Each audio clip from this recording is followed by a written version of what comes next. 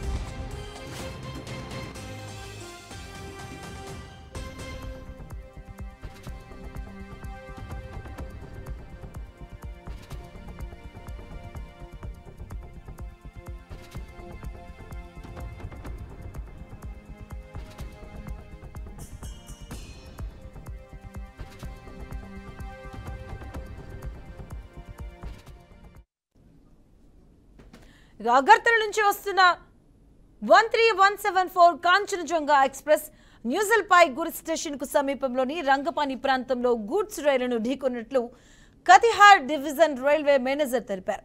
ఇక ఈ ప్రమాదంలో 2 మరణించినట్లు అధికారులు తెలిపారు.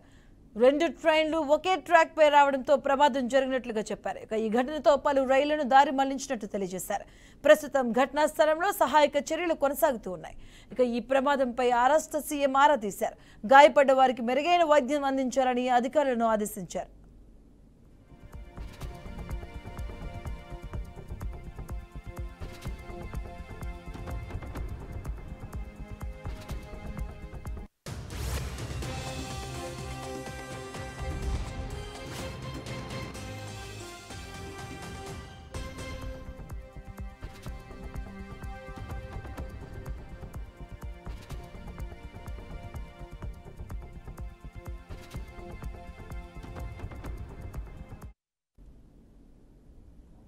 ఇక ఈ రైలు ప్రమాదం బాధాకరమని రైల్వే శాఖ మంత్రి అశ్విని వైష్ణవ్ దిగ్భ్రాంతిని వ్యక్తం చేశారు. ఎన్డీఆర్ఎఫ్, ఎస్డీఆర్ఎఫ్ సిబ్బంది ఘటనా స్థలానికి చేరుకుని సహాయక చర్యలు చేపట్టారు. సీనియర్ అధికారులు సైతం ఘటనా స్థలానికి చేరుకుని సహాయక చర్యల్లో పాల్గొన్నారని ఎక్స్లో పోస్ట్ చేశారు.